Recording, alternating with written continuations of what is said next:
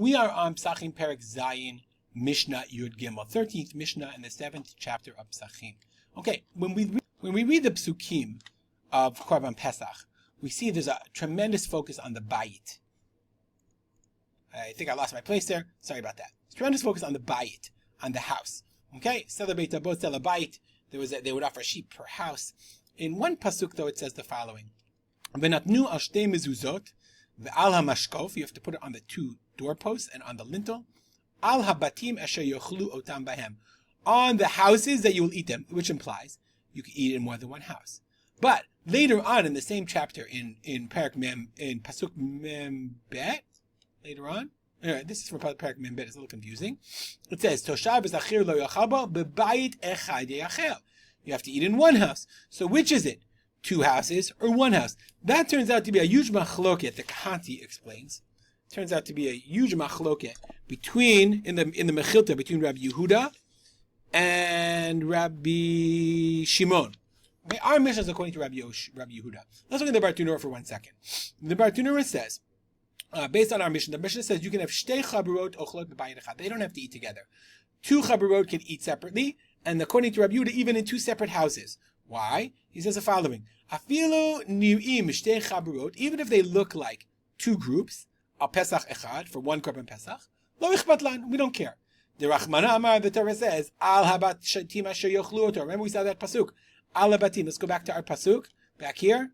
Here we see al habatim asher yochlu oto. Batim, plural, which implies that you can have more than one house. Dimashma implies shnei bnei adam ochlim pesach echad b'shnei batim. So therefore we learn you can eat, two people can eat the same Korban Pesach. We have to share. We have to decide beforehand who's in our group.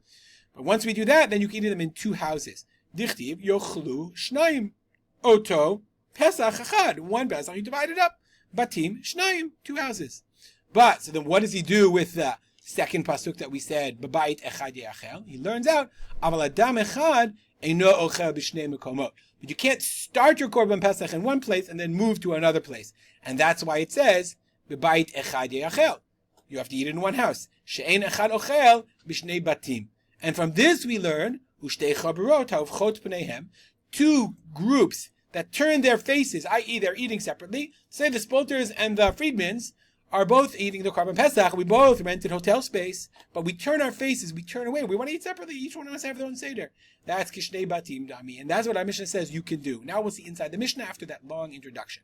Shtei chaburot shayu, it wasn't so long. Shtei chaburot shayu ochlot b'bayit echad, two groups that were eating in one house. Elu hofchin et pneihem helach ve'ochlim. These group can turn their face in one direction, i.e. they can face this direction and eat. Ve'elu ofchim et pneihem helach ve'ochlim, and the other one can turn their face in another direction and eat.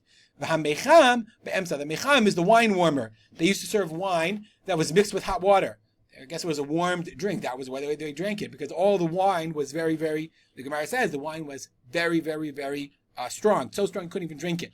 So they poured it into warm water. They would serve warm wine. So that mecham is in the middle. It's like the soda fountains in the middle nowadays. And that distinguishes, it's really two separate groups, and that's fine, says the Mishnah. Okay, they can eat totally separate. It's no problem at all, following the position of Rabbi Yehuda that we just learned. But the shamash, remember, the waiter, he's eating with one of them because he has to have his Korban Pesach, but he's serving both of them. So when he gets up to pour, kofetz et piv, kofetz, like we'll Bartunura for a second, so ger ubolim et piv, he closes his mouth. Umachzir et panav letzad chaburato, he turns his face, let's go back to the Mishnah, sorry. He closes his mouth, umachzir et panav, and he turns his face, so I mean he's serving the other group, but he always has his hand this way, he probably spills on everybody. Okay, oops, I lost my microphone. Ad shemagia etzel chaburato ve'ochel, until he gets back to his group that he's eating with, and then he can eat. Meaning, he has to visibly demonstrate that he's not part of that group. Hakala, and a young kala, hofechet panea, similarly, she can turn her face away, ve'ochelet. Why would she do this? Hakala, shehi busha, she's embarrassed. Meaning, she's a young girl, she married into the new family, she doesn't want anybody to see her eat. Misha'al lahafoch panea letzad acher, she can turn her face the other direction, ve'le'echol, and to eat. Pesach ne'achal shtei chaburot, because the Pesach can be eaten in two chaburot. It is very interesting. I find this idea of the kala in the Mishnah culturally fascinating. The Mishnah takes it as for granted that a young girl, she just marries into the new family, she's a total stranger, she didn't want to eat in front of other people. Why that is, it's a little foreign for us and difficult for us to understand, but it seems obvious from the Mishnah that that was the case. All right, somebody should write a doctorate on that. We'll stop here and dedicate our learning to the memory of my father, Harav Simcha ben Yitzchak Kalman, and I wish you have a good day.